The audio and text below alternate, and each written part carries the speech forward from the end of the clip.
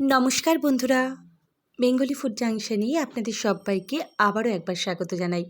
আজকে আমি আপনাদের জন্য নিয়ে এসেছি খুবই জনপ্রিয় এবং দারুণ টেস্টি একটি রেসিপি, সেটি হলো পোস্তর বড়া। আমরা প্রত্যেকে কম বেশি পোস্তর বড়া খেয়েই থাকি, কিন্তু কিভাবে করলে পারফেক্টভাবে মুচমুচে পোস্তর বড়া তৈরি হবে সেই রেসিপি আজকে আমি আপনাদের সাথে শেয়ার করব। আজকে যদি আমার রেসিপি আপনাদের ভালো লেগে থাকে তাহলে একটি লাইক, কমেন্ট ও শেয়ার করতে একদমই ভুলবেন না। আর আপনারা যদি আজকে আমার চ্যানেল নতুন ভিজিট করেন আর চ্যানেলটি ভালো লাগে তাহলে চ্যানেলটি সাবস্ক্রাইব করে পাশে থাকা বেল বাটনটি চাপ দিয়ে দেবেন। আমি যখনই কোনো নতুন রেসিপি দেব আপনারা খুব সহজেই সেটি দেখে নিতে পারবেন। চলুন দেখে নিই আজকে পোস্তর বড়া করতে আমি কি কি জিনিস নিয়েছি। পোস্তর বড়ার মেন ইনগ্রিডিয়েন্টস হলো পোস্ত, যেটি কিন্তু অনেকটা পরিমাণে লাগবে। এক্ষেত্রে পোস্তর ক্ষেত্রে কার্পণ্য করলে চলবে না। এর সাথে আমার পছন্দের জিনিস আমি এখানে সাদা তিলটি ব্যবহার করেছি, নিয়েছি এখানে। তার সাথে সাথে পেঁয়াজ কুচি, কাঁচা লঙ্কা কুচি, এর সাথে সাথে এখানে নিয়েছি চালের গুঁড়ো, আর নিয়েছি লবণ ও সর্ষের তেল। চালের গুঁড়ো কিন্তু খুবই কম পরিমাণ, 1 থেকে 2 চামচ মতো। এরপর একটি গ্লাসে আমি জল নিয়ে পরিমাণ মতো পোস্ত ও তিলটি ভিজিয়ে রাখবো আধা ঘন্টার জন্য। তাহলে যখন এটি পেস্ট তৈরি করব খুব সুন্দরভাবে পেস্টটি তৈরি হয়ে যাবে। তিল কিন্তু পুরোপুরি অপশনাল, আপনারা চাইলে পুরোটি পোস্ত দিয়েও করতে পারেন।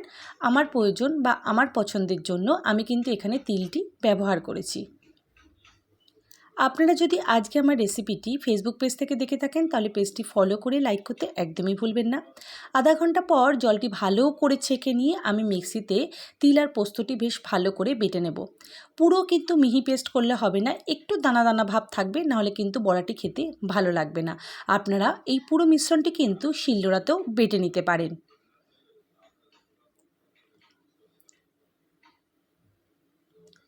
এরপর এর মধ্যে একে একে আমি দিয়ে দিচ্ছি, প্রথমেই দিচ্ছি পেঁয়াজ কুচি। যারা পুরোপুরি নিরামিষ তারা কিন্তু পেঁয়াজটা অ্যাভয়েড করে যাবেন। এরপর দিয়েছি ঝালের পরিমাণ অনুযায়ী কাঁচা লঙ্কা, আপনারা যে যেরকম ঝাল খাবেন সেই অনুযায়ী লঙ্কা দিয়ে দেবেন। এরপর দিচ্ছি সামান্য লবণ, সেটিও পরিমাণ মতো। এরপর আমি এখানে ব্যবহার করেছি 2 চামচ মতো চালের গুঁড়ো। আপনারা এটা আপনাদের বাইন্ডিংয়ের ওপর নির্ভর করে বা পোস্তর পরিমাণের ওপর নির্ভর করে এটি দিয়ে থাকবেন। এরপর সব কিছু ভালো করে মিশিয়ে নিচ্ছি। অবশ্যই খেয়াল রাখবেন এই পোস্তর বড়াতে কিন্তু একটুও জল ব্যবহার করা যাবে না, তাহলে কিন্তু বড়াটি খেতে একদমই ভালো হবে না। পোস্ত যখন বাটবেন তখনও একটুও জল দেওয়া যাবে না, আবার বড়া তৈরির সময়ও কিন্তু একটুও জল ব্যবহার করা যাবে না। এরপর ভালো করে মিশ্রণটি তৈরি করে নিয়ে হাতের সাহায্যে আমি বড়ার আকারে গোল গোল করে চ্যাপ্টা চ্যাপ্টা করে নেব। ঠিক এইভাবে নিয়ে নিচ্ছি। এরপর অন্য একটি পাত্রে আমি কিছুটা পোস্ত ছড়িয়ে রেখেছিলাম। এরপর এই বড়াগুলি ওই পোস্তর মধ্যে দিয়ে দিচ্ছি। তাহলে কী হবে, যখন আমি পোস্তর বড়াটি ভাজবো ওপর দিক থেকেও সুন্দরভাবে পোস্তটি ছড়ানো থাকবে এবং খেতেও কিন্তু দারুণ লাগবে। ঠিক এইভাবে খুবই আলতো হাতে খুব সাবধানে কিন্তু এটি করতে হবে। এইভাবে প্রত্যেকটি বড়া আমি কিন্তু ওপর নিচ পোস্ত কোটিং করে নিয়েছি। এরপর একটি কড়াইতে আমি সর্ষের তেল গরম করে নিয়ে গরম তেলের মধ্যে আমি একটা একটা করে বড়া খুব আলতো হাতে কিন্তু ভেজে নিয়েছি। প্রথমেই কিন্তু বড়াটি ওল্টানোর চেষ্টা করবেন না, তাহলে ভেঙে যেতে পারবে।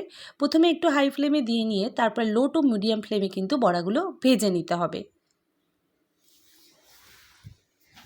আজকের এই পোস্তর বড়াটি কিন্তু দারুণ খেতে হয়েছিল। আশা করি আজকে আমার রেসিপিও আপনাদের খুবই পছন্দ হবে। আর কিন্তু আপনারা অবশ্যই একবার এইভাবে বাড়িতে পোস্তর বড়া ট্রাই করবেন।